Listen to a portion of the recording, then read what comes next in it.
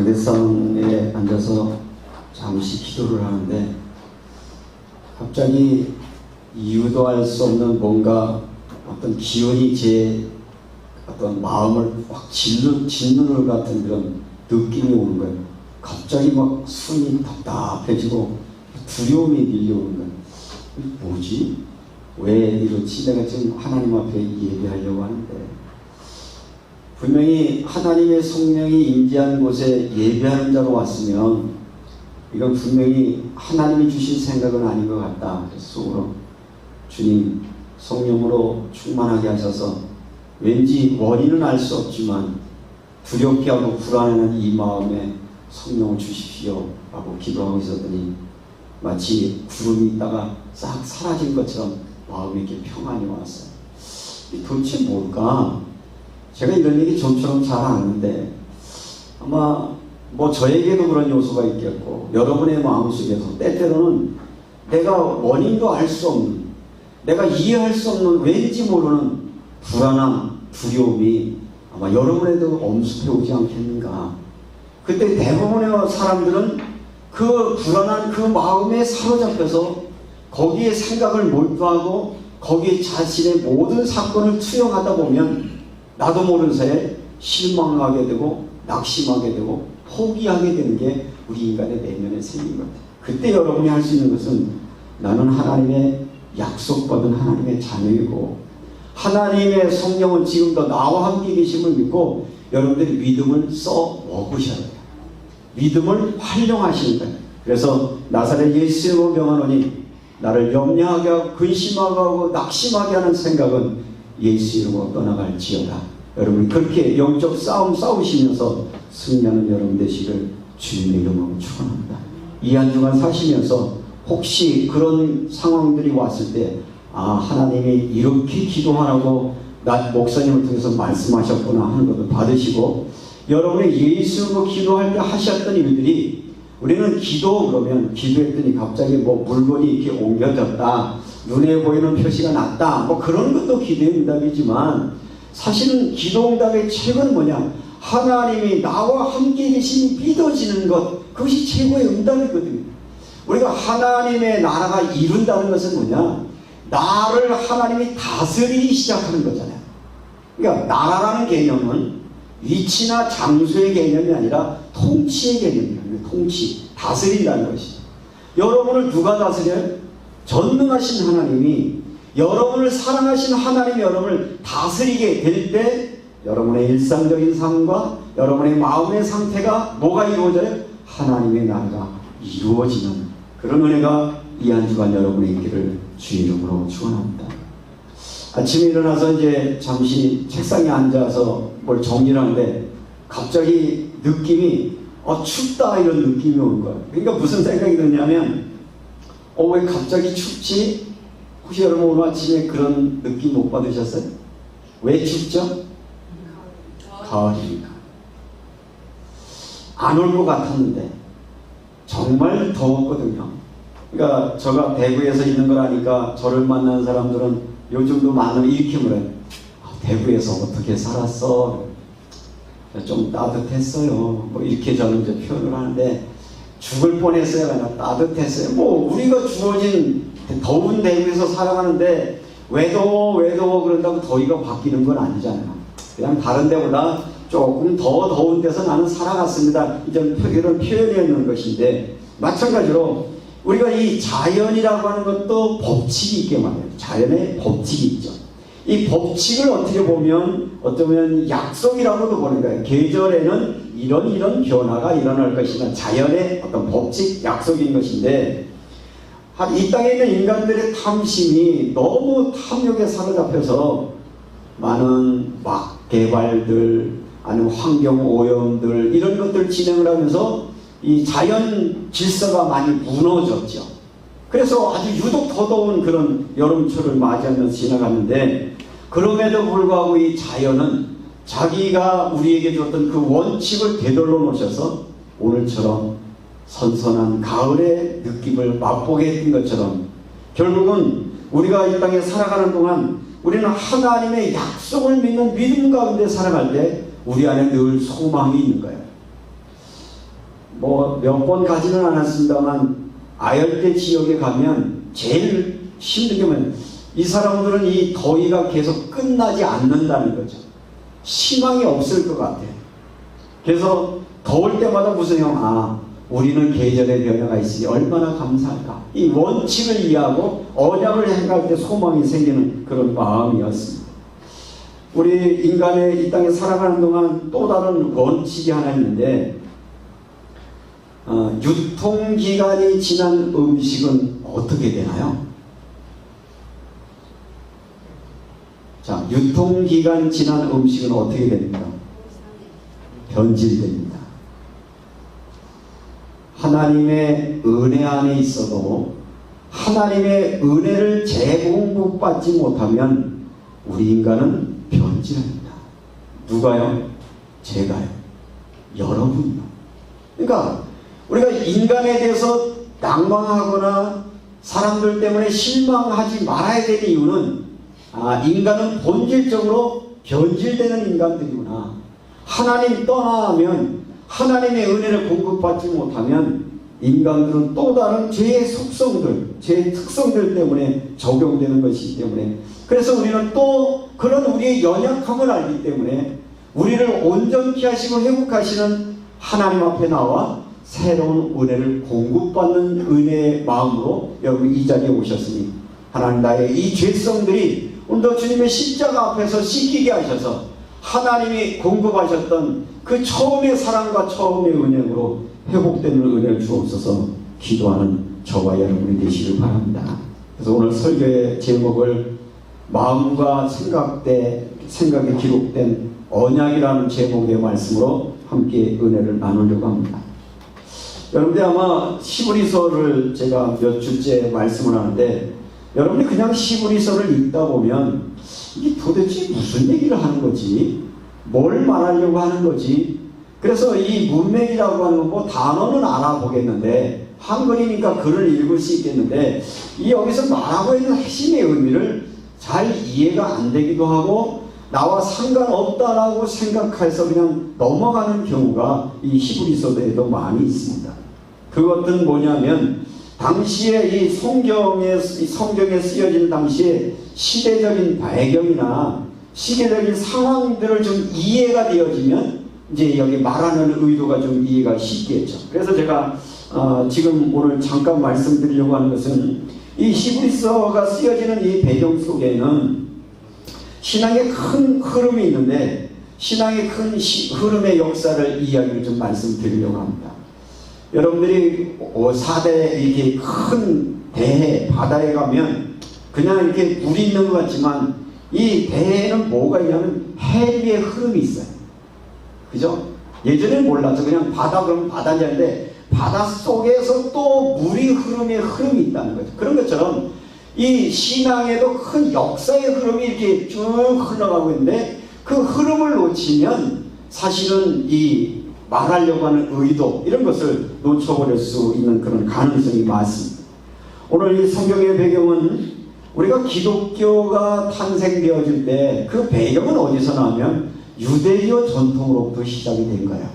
그래서 유대교 전통에는 하나님과 인간 사이에 죄의 문제가 있었고 이 죄의 문제를 해결하려고 하면 제사라고 하는 것이 필요했는데 그 제사를 위해서 필요했던 것이 성막이고 성전이고 이 성전에서 하나님과 사람들 사이에서 중재 역할을 했던 사람의 직분을 뭐라고 말하는 거죠? 제사장이라는 직분을 주어서 제사장이 제사법에 따라서 동물의 희생제물을 드리면 인간의 지은 죄가 용서받는 그런 제도를 통해서 이제 유대교가 수천 년 동안 이런 죄사함의 역사를 진행을 했는데 시간이 지나면서 하나님의 주신 이 율법의 말씀이 하나님의 주시는 이 제사의 원칙이 이게 변질되고 말았어요. 마치 뭐와 같으냐면 유통기간 지난 음식처럼 우리 내면 속에 죄의 본성이 자리 잡고 있어서 우리가 아무리 사랑한다고 말하고 뭐 감사한다고 말하지만 감사의 마음이 얼마나 가든가요? 순간이거든요. 사랑의 마음은 얼마나 가든가요? 나 너 없으면 못 살아 이렇게 약속해놓고 길면 3개월 뭐 그렇다고 그래요. 뭐 요즘 많은 심리학자들이. 그래서 잘 버티면 3년, 더 버티면 뭐 한평생 가는 사람도 있지만 인간의 말하고 있는 마음과 생각은 변질될 수밖에 없는 것처럼 하나님의 율법을 주셨지만 그 율법이 조직화되어지고 정형화되어지면서 껍데기로 하나님을 잘 섬기는 것 같은데 마음 중심에는 하나님이 없어져 버렸어요. 그래서 이제 하나님이 그 구호 언약을 폐기하시고 이 땅에 사람의 제도로 만든 제사장직을 파시고 예수 그리스도를 이 땅에 보내주셔서 그분을 이제 대제사장 삼으셨다라고 해서 그분을 통해서 구원을 말하고 있는데, 복음을 들었던 당시에 유대인들은 예수님에 대해서 믿음을 가지고 믿었지만 뭘 확인하지 않느냐면 이 율법의 연장선상에서 자꾸 복음을 말하는 거예요. 다시 말하면 하나님께로 나아갈 수 있는 길은 내 어떤 행위, 나의 어떤 행동을 통해서 산다라고 하는 것을 놓지 않기 때문에 초대교회 교인들이 빠졌던 함정이 뭐냐면, 예수 믿고 구원 받았음에도 불구하고 너 왜 할례 받지 않느냐, 너 안식일법 지키지 않느냐, 왜 정결법 지키냐, 이런 논쟁 때문에 신앙이 계속 갈등하고 있을 때 오늘 히브리서는 이렇게 기록하고 합니다. 구약에 있었던 옛 약속은 낡아져서 이제 폐기를 했고, 누구든지 예수 그리스도 안에 들어오면 하나님은 저와 함께 하시고 그 예수 그리스도의 가르침과 그의 삶이 너를 하나님의 백성의 삶을 살게 한다는 구원의 교리를 증거하게 되어지는 것이죠. 그래서 여러분의 역사를 조금 설명하면 이렇게 시작된 기독교가 한 1500년 동안을 역사를 쭉 이어오다가 이게 또 제도화됐잖아요. 교황, 뭐 교권, 뭐 교회의 정형화 되고 나니까 크게 일어났던 회오리가 뭐죠? 종교개혁이었어요. 종교개혁에 대해서 교회가 세워졌어요. 그런 교회 전통 후에 우리도 종교개혁이 되는데 한 500년이 흐르고 나니까 지금은 어떤가요? 교회가 오히려 교회가 또 다른 시대의 흐름 속에서 비난의 대상이 되어지고 무기력해지고 변질된 모습 속에서 살아가면서 지금도 어쩌면 또 다른 새로운 물결을 요구하시는 이때에 이런 상황이 오면, 교회가 위기가 오면 덩달아 따라오는 게 뭐냐면 이게 사이비 이단들의 등극이거든요.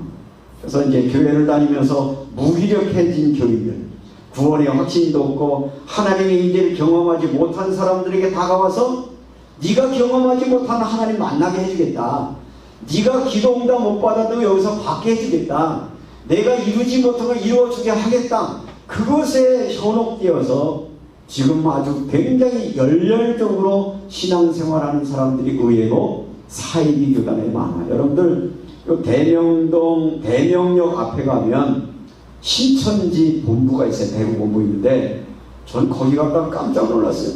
표정을 보니까 완전히 살아있어요. 젊은이들이 드글드글해요. 거기에 있는 사람들이 마음속에 굉장히 활기 있어요. 그들이 찾은 건 뭐예요? 새로운 보혜사를 만난 거죠. 새로운 응답을 받겠다는 거예요. 거기에 중심에 누가 있는 거예요? 이만이라고 하는 보혜사 성령이 오셔서, 기존 교회에서는 응답받을 수 없는 게, 기존 교회에 나가서는 구원받을 수 없는 게 우리 안에 들어오면, 우리 속에 들어오면 당신들을 이거 해주겠다니까 지금은 그 황홀공에 빠져서 무슨 이야기를 들어도 듣지 않습니다. 어떤 비난을 해도 그들은 당당합니다. 요즘은요, 노골적으로 교회에 찾아와서, 저 신천지에서 왔는데요, 목사님 제 얘기 들어보시고 잘못된 거 회개하시고 이러고 나와요. 그러면 그 이야기를 들으면서 그들을 비난할 게 아니라 어쩌다가 우리가 이렇게 무기력해야 되느냐, 어쩌다가 교회가 이렇게 당당하게 설 수 없게 되었느냐 하는 이야기를 오늘 히브리에서 우리에게 답을 주고 있는 거예요. 우리가 어떤 조직을 가지고 있고 전통 속에 있어서가 아니라 살아계신 하나님을 매일매일 우리의 삶 속에 체험하고 그분이 우리의 삶의 주도적인 삶을 주장하지 못하면 우리가 하는 신앙의 생활들, 신앙의 형태들은 어떠면 무늬만 기독교인이 되어서 아무런 능력을 발할 수 없는데, 이제라도 새 언약인 예수 그리스도 안에 들어와서 다시 예수가 여러분의 왕이 되어주고 예수가 여러분의 주인이 될 때, 그분은 십자가에 죽었다가 부활하신 것처럼 지금도 살아서 여러분을 다스릴 것이다 하는 핵심의 메시지가 오늘 히브리서 8장에 주고 있는 핵심의 단어라는 말씀입니다. 그러면 오늘 옛 언약이라고 하는, 여러분이 이제 성경을 읽다 보면 옛 언약 이렇게 얘기하는데, 이 언약의 핵심이 뭐냐면 십계명을 얘기하는 거예요. 자, 십계명 아시나요? 나 외에 다른 신을 없으니 섬기지 마라. 만들지 말고 절하지 마라. 그래서 여러분이 이렇게 말할 거예요. 나 우상숭배 안 하는데. 왜 우상숭배 안 한다고 말하죠? 나 가까이 가도 절 안 해요. 나 제사상 차려도 절 안 해요. 그래서 나 우상숭배 안 해요. 그래서 마치 나는 율법을 지켰다고 생각하는 게 당시의 사람이나 우리는 똑같습니다. 그런데 사실은 이 율법이 주고 있는 나 외에 다른 신을 섬기지 말라라고 하는 말의 핵심의 내용은 뭐냐? 창조해 주신 하나님 외에보다 더 귀한 것을 너희에게 있게 하지 말라, 그런 말이거든요. 다시 말하면 하나님의 계획하심과 하나님의 절대 주권을 인정을 하고 그분 앞에 순종하는 삶이 되어야 되는데, 우상의 특징은 뭐냐? 자기의 유익을 위하여 만든다는 특성이 있어요.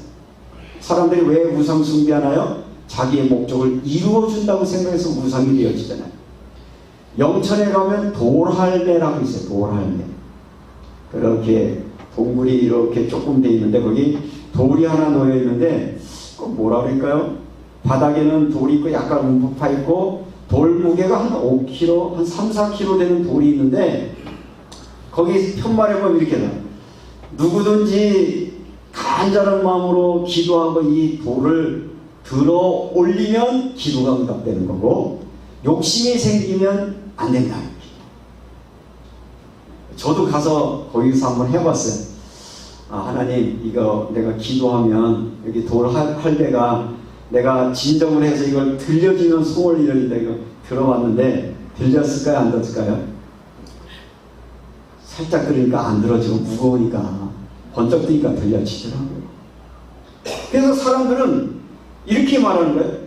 들려지면 응답이 되고 안 들려지면 응답이 안 온다. 반대로 안 들려지면 응답이고 들려지면 응답이 안 온다 그러면 어떻게 취할까요? 아마 안 들려지면 응답이 온다 그러면 힘이 안 들어갈 거예요. 왜? 이게 안 들렸으면 좋겠거든.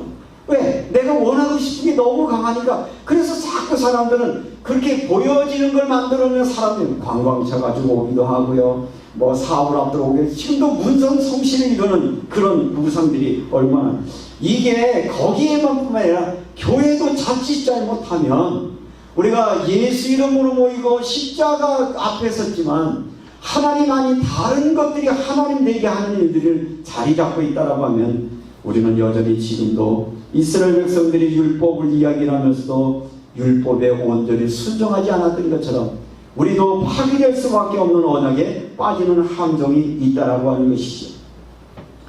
이렇게 하나님의 다른 신을 섬기지 말라고 하시는 하나님이 하나님과의 관계를 말씀하시고, 두 번째 단계가 뭐냐? 내가 이렇게 하나님이 주신 말씀의 은혜에 따라서 하나님 외에 다른 것을 우상 숭배하지 않으려고 하면 아마 잘 안 될 거다. 그러니 중간에 은혜의 통로를 주셨는데, 그래서 안식일을 만들어서 내어놓고 안식일을 지켜라. 자, 안식일을 지키라는 이유는 물론 여러 가지 이제 노예 시대를 살아갔던 사람들에게 당신의 삶의 가치가 소중하다는 가르치는 의미도 있지만, 이 안식일의 의미는 잃어버리고 살아가는, 은혜를 잃어버리고 살아가는 사람들에게 하나님의 은혜를 회복하는 날로 주신 거예요. 그게 1년에 한 번인가요? 일주일에 한 번인가요? 일주일에 한 번인가요? 여러분, 은혜 받으니까 얼마나 받은가요? 그래도 일주일은 가시죠? 그래, 그 정도 돼야 되잖아. 왜 우리가 일주일마다 모입니까? 안식일을 거룩히 구별하여. 거룩히 구별하는 이유는 뭡니까? 또 우리가 세상에 살면서 염려도 오고 상황도 닥치고 뭐 불신앙의 일들이 일어나지만 다시 돌아와서 뭘 기억하는가? 하나님의 다른 우상을 섬기지 말아야 되겠구나. 다시 하나님의 언약을 되새기고 언약으로 들어가는 거거든요. 그리고 이 언약을 주신 안식일을 지키는 것. 그래서 그런 면에서 보면 어떤 면에서 보면 오늘날 많은 그리스도인들 중에서 그리스도인들이 예전에는 예수 믿는 신자 그러면 가장 기본이 뭐냐? 주의를 지키는 거였어요. 내가 예배 드린다. 그러는데 근데 이제 예배를 드린다라고 하는 것에만 너무 만족하다 보면 함정이 있어요. 교회는 오지만 교회 와서 뭘 못하면 하나님의 은혜를 공급받지 못하면 하나님의 일을 경험하지 못하면 말씀을 통해 깨달음을 얻지 못하면 몸은 교회에 와 있었지만 한 주간 살아가는 어떤 말씀의 방향과 언약을 잃어버리기 때문에 아무런 효과 없는 삶을 지속하는 거거든요. 그래서 몸은 교회에 오지만 삶은 또 세상에 잠겨있는 그런 삶을 살아가는 우리의 잘못을 반복하고 있었던 겁니다. 그리고 하나님의 십계명을 통해서 우리에게 주셨던 것은 내 부모를 공경하라는 거예요. 자주 드리는 질문입니다만 부모 공경이 쉽든가요? 어렵든가요? 저는 어렵더라고요. 잘 안 돼요. 어렸을 때는 당연한 거라고 그랬어요. 엄마 아버지 걱정 마세요. 제가 책임지겠습니다. 그 얘기를 얼마나 많이 했는지 몰라요. 난 이 세상에서 엄마가 제일 좋아요. 난 이 세상에서 아버지가 제일 좋아요. 걱정하지 마세요. 근데 이게 잘 안 되더라고요. 왜 그래요? 안 되기 때문에 그렇게 하도록 계속해서 우리가 하나님의 약속을 붙들으라는 거예요. 우리는 그걸 가지고 핑계댑니다. 그래서 사랑은 내리 사랑이라는 거구나. 아이가 뭘 요구하면 내가 할 수 없는 것도 최선을 다하는데 부모가 뭘 요구하면 에휴 그냥 연세대에서 생각하면 사셔. 뭐 그런 거지. 뭐 이렇게 넘어가는 우리의 연약한 모습을 보면서 그럼에도 불구하고 하나님은 너 은혜 잊어버리지 말고 내 부모를 공경하라. 그렇게 말씀하셨죠. 두 번째, 살인하지 말라고 합니다. 살인은 뭡니까? 내가 소중한 것처럼 모든 사람이 소중한 거지 다른 사람을 해하지 말라는 거예요. 근데 우리는 얼마나 이기적인지 그저 내 이기심 때문에 다른 사람을 상하게 할 때가 너무 많아요. 여기 살인이라는 건 꼭 죽이는 것만 말하지 않아요. 얼마나 많은 사람들을 상처를 주는지 몰라요. 힘들게 하는지 몰라요. 많은 사람들을 곤고에 빠지게 해요. 그런데 우리는 십계명을 얘기하면 이래. 목사님 저 절대 사람 안 죽였어요. 하나님이 말씀하신 의도는 어떤 육체적인 사실적인 사람을 죽이는 게 아니라 예수님은 이 십계명에 대해서 이렇게 말하잖아요. 형제에 대하여 라가라 하는 자는 이미 살인한 자. 라가라 하는 자라고 하는 이 바보 멍텅구리. 너는 쓸데없는 놈이야. 너는 가치 없는 놈이야. 라고 욕하는 자라고 말하는 거예요. 다시 말하면 우리가 다른 사람을 살인하게 되어지고 미워하는 것은 우리가 하나님의 용서와 사랑을 받은 걸 잃어버리면 나도 어쩔 수 없이 하나님의 용서와 사랑을 받은 걸 잃어버리면 사랑의 마음이 사라질 때 우리는 정죄하게 되고 평가되고 비난하다 보면 맞아 저런 놈은 죽어도 싸. 가끔은 이제 흉악범죄 사건들이 벌어지면 사람들이 나와서 저놈 죽여 얘기를 합니다. 맞죠. 죽여야 되는 거 맞죠. 그러면 우리 속에는 그런 가능성은 없느냐? 그런 것을 아시기 때문에 주님은 살인하지 말라고 합니다. 오늘 우리 사회에 간음하지 말라고 합니다. 간음하지 말라고. 아유 목사님 옛날 얘기를 자꾸 하시면 교육을 싫어해요. 뭐 간음이라고 하는 건 지들 좋으면 서로 하는 거죠. 요즘 최근에 많은 잘못된 생각을 가지고 있는 사람들은 이런 생각들도 많이 가지고 있다고 해요. 야 우리 둘이 부부가 결혼하긴 했지만 사랑이 식어지면 언제든지 각자 좋아하는 사람 찾기로 하자. 뭐 그러고 약속한다고 그러대. 동의가 되시나요? 여러분 동의 되시나요? 용납이 되는가요? 상대방에 대해서 용납을 하는데 본인은 은근히 그런 생각 먹는 사람들이 많이 있지 않은가. 내가 시적 뭘 행한 거 아니에요. 간음이라고 하는 것은 그냥 결혼의 약속을 맺었으면 약속을 지키라는 거예요. 약속 지킴이 잘 안 되는 걸 알기 때문에 안식일날 와서 그 약속을 또 확인하고 흔들리는 마음을 다시 잡고 하나님 내 힘으로는 이 약속을 지켜나갈 수 힘이 없으니 그 힘과 은혜를 주세요 라고 하나님 앞에 예배하게 되어지면 또 가서 부모를 공경하는 삶이 되게 되고 살인하지 않는 삶이 되고 간음하는 유혹에서 자유할 수 있는 은혜를 공급받는 그 시간이 오늘 예배 시간이라는 거죠. 그 다음에 도둑질하지 말랍니다. 여러분 혹시 도둑질 해보셨나요?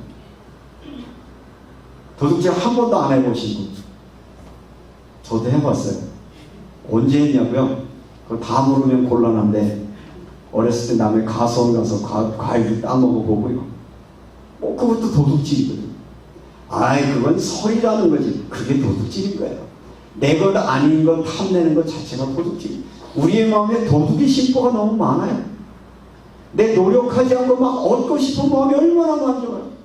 이 도둑질하고 싶은 마음 때문에 우리는 어쩌면 더 공허한지 몰라요. 다시 말하면 도둑질은 왜 하냐? 내 것에 자족하지 못하면, 내게 주어진 것에 감사가 잃어버리면 도둑질하는 심리가 나오는 거예요. 그래서 우리도 모르는 사이에 십계명이라고 하는 것은 나 십계명 다 지켰다고 말하지만, 그렇게 유대인들 역시도 십계명을 지켰다고 말하지만 외형적으로 무늬만 지켰던 저들이 그것에 빠져나올 수 없기 때문에 하나님은 그것을 온전히 이루시기 위하여, 이런 죄에서 우리를 벗어나기 위하여 대제사장 예수를 이 땅에 대신 보내주셔서 그분이 십자가의 죽으심으로 그 죽음의 사건을 통해서 우리 속에 있는 죄의 모든 것들을 용서하신 은혜를 공급했는데, 그래서 예수 믿고 구원받는다라고 하는 이야기는 한마디로 말하면, 여러분들이 예수를 정말 믿었으면 예수가 십자가에 죽는 것처럼 여러분들의 지난날 여러분 속에 있는 삶의 습관들, 배경들, 삶의 경험들, 아니면 여러분 본능을 십자가에 못 박는 경험이 여러분에게 있어질 때에 여러분에게 새로운 부활의 삶을 경험하게 되어지는 거예요. 근데 대부분의 사람들은 예수를 믿는다는 게 입으로는 믿어요. 생각으로 믿는데 실질적으로 예수의 십자가의 죽음 앞에 내가 죽음의 경험이 없어지고 나니까, 새로운 부활의 삶을 경험하지 못하니까 몸은 교회 안에 들어왔는데도 여전히 옛날의 삶을 살아가고 있다라고 하는 것을 오늘 히브리서가 지적하고 있는 것입니다. 그래서 예언이 이제 쇠퇴해졌기 때문에 오늘 여러분 8절 말씀을 한번 읽어보시죠. 이런 배경을 지금 설명하고 있는 거예요. 그들이 잘못을 지적하여 말씀하실 때 8절입니다. 주께서 이르시되 볼지어다 날이 이르리니 내가 이스라엘 집과 유다 집과 더불어 새 언약을 맺으리라. 왜냐하면 9절 또 주께서 이르시죠. 이 언약은 내가 그들의 열조의 손을 잡고 애굽 땅에서 인도하던 날에 그들과 맺은 언약과 같이 아니하더라. 그들은 내 언약 안에 머물러 있지 아니하므로. 약속한 건 맞아요. 근데 언약 안에 머물러 있지 않은 거야. 그 언약을 삶으로 묶어내지 못한 거예요. 언약이 실체가 되지 않았던 거죠. 그래서 무늬만 가지고 있었기 때문에 그건 이제 안 되겠다. 그것 가지고는 너희가 하나님 앞에 나올 수 없으니 새 언약을 주겠다는 거예요. 머물러 있지 아니하므로 내가 그들을 돌보지 아니하였노라. 성경을 보면요, 구약 성경에 보면 이스라엘 백성들, 이스라엘이라는 칭호 자체가 뭐예요? 하나님과 겨루어 이긴 사람들이고 언약의 백성이라는 뜻이잖아요. 근데 살아가는 모습은 보면 어때요? 자기 마음대로 했어요. 근데 또 하나님은 가냥 계세요. 왜? 내가 너하고 약속해, 내가 너와 함께 한다고 했는데 하나님이 자기 정욕대로 내버려 두신 거예요. 때또 여러분들 오해하지 마십시오. 여러분들이 예수의 핏값 주고 하나님의 자녀의 권세를 부여받았지만 여러분이 죄악 속으로 계속하면 하나님이 여러분을 자기의 정욕대로 내버려 두시다니. 제일 무서운 게 뭐냐? 하나님이 감성하지 않는 게 제일 무서운 거. 아마 하나님이 은혜를 공급하지 않으면 당장은 우리에게 기쁨일 수 있는 것 같고 당장은 우리에게 유익이 있는 것 같지만 우리는 영원한 멸망의 상태로 나갈 수밖에 없고, 마치 누가복음 15장에 나와 있는 탕자의 비유처럼 탕자는 아버지에게 자기 유산을 달라고 집이 나가잖아요. 처음에 신났어요. 얼마나 좋았겠어요. 친구가 막 몰려왔어요. 막 기분이 너무 넘쳐온 거예요. 너무 행복했어요. 근데 그 시간이 오래가지 못하고 이상하게 자기와 상관없이 기근이 닥치면서 있는 게 다 허비하게 되고 이상한 상황으로 벌어져요. 왜 그 상황이 벌어졌어요? 결론은 성경이 이렇게 말합니다. 네가 하나님을 떠났기 때문이다. 하나님의 손에서 떠났기 때문이다. 그래서 저주받았다는 것을 말하는 게 아니라 그럼에도 불구하고 아버지신 하나님은 내가 생각을 바꾸어 내게 돌아오기를 기다리고 계신다. 다른 형제들은 그가 오기만 죽이려고 여러분의 엠보란트의 돌아온 탕자의 그림에 보면 아버지가 이 탕자를 딱 끌어안는 모습을 여러분 사진에게 한번 보여드리는데 그 뒤에 있는 형제들은 그 돌아온 탕자를 어떤 눈으로 보던가요? 막 멸시하고 아버지는 뭐 저런 놈을 살리고 있어요. 그런 눈으로 보고 있는데 혹시 그들 중에 돌로 그를 칠까봐 그를 감싸는 아버지, 자기 품으로 아들을 감싸는 그게 하나님의 사랑이고 그 하나님의 사랑의 언약이 어디냐? 예수 그리스도의 사랑으로 우리에게 표현되고 있다라고 하는 이야기를 오늘 성경은 말하고 있습니다. 그 말씀을 길게 하지 않고 정리하겠습니다. 10절을 읽겠습니다. 또 주께서 이르시되 그날 후에 내가 이스라엘과 맺은 언약을 이것이니 내 법이 그들의 생각에 두고 그들의 마음에 이것을 기록하리라. 나는 그들의 하나님이 되고 그들은 내 백성이 되리라. 율법이라는 것은 내 행함이에요. 그러나 예수 그리스도의 새 언약을 줬는데 그 새 언약은 뭐냐? 그 마음에 그 생각에 뭐가 새겨지면 언약이 새겨지면 다시 말하면 우리의 생각이 믿음의 생각이 되어지면 믿음의 행위가 나오게 되어 있는 거예요. 왜 우리의 삶에 믿음의 행위가 나오지 않느냐? 정말 하나님을 믿는 믿음이 내 생각 속에 없어서 그래요. 신앙이 있어야 신앙의 삶을 살게 되어지는 거예요. 그 이야기를 말하면서 예수 그리스도와 우리의 맺은 언약은 예수의 생각이 나의 생각이 되어지고 예수님의 마음이 나의 마음이 되어질 때 바로 우리는 하나님의 다스림의 은혜를 경험하게 되어지는데 예수님은 그래서 복 있는 사람을 말씀하시기 전에 이 땅에 와서 제일 먼저 선포한 복음의 핵심이 뭡니까? 회개하라, 천국이 가까웠다. 좀 제발 좀 돌이켜라, 방향을 좀 전환해봐라. 그러면서 복 있는 사람은 복 있는 사람이 되라. 어떤 사람이 복 있는 사람입니까? 심령이 가난한 자는 천국이 저의 것이다.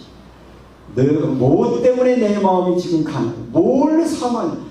여러분이 마음이 간해서 하나님의 은혜를 사모하면 하나님의 은혜가 여러분이 임한다는 거예요. 근데 우리의 생각 속에는 하나님의 은혜를 구하는 것은 세상의 것들을 구하니까 하나님의 나라가 우리에게 임하지 않지. 이게 잘 안 되는 이유가 우리의 죄성 때문에 그래요. 그래서 애통하는 심령이 있을 때 주님의 용서가 있는 거예요. 아니 주님, 유통기간 지난 음식이 상한 것처럼 내 속에 있는 이 죄악성 때문에 내가 여전히 또 하나님의 은혜를 잃어버리고 살아갑니다. 주님 나를 긍휼히 여겨주시고 나를 용서해 주셔서 하나님의 은혜 가운데 살아가게 하옵소서. 그 언약이 오늘 이 시간 여러분의 마음에 담겨주시기를 주님의 이름으로 축원합니다. 긍휼히 여기는 자는 긍휼히 여김을 받을 것이 다른 사람을 해할 때 긍휼히 여기는 마음이죠. 사랑의 마음, 여러분의 포용의 마음, 그런 것이 마음이 청결한 자는 복이 있나니 하나님을 볼 것이. 여러분의 마음에 뭐가 담겨 있습니까? 두려움이 담겨 있습니까? 탐심이 담겨 있습니까? 그래가지고는 하나님을 볼 수 있습니다. 우리의 심령이 마음이 청결한 자는 이 청결하다라고 하는 것은 뭔가 막힘이 없이 하나님의 나라를 소망하는 마음인데 날마다 주님의 약속을 바라보시고 주님의 다스림을 바라보셔서 승리하는 저와 여러분의 삶이 되시기를 주님의 이름으로 축원합니다. 이 한 주간 저와 여러분의 기도 제목을 한번 말씀드리려고 합니다. 너희 안에 이 마음을 품어라. 예수의 마음이니 주님 저에게 주님의 마음을 품게 해주시옵소서. 주님 제 생각이 주님의 생각과 일치하게 해주시옵소서. 주님 나의 선택이 주님이 선택했던 것처럼 먼저 그 나라와 그 의를 선택하며 살아가는 한 주간 되게 하옵소서. 기도하시다가 여러분의 마음에 새겨진 새로운 언약이 여러분 다스리는 그런 한 주간의 삶이 되시기를 주님의 이름으로 축원합니다. 좋으신 아버지, 오늘 이 약속의 말씀 감고 우리 한번 통성으로 기도합시다.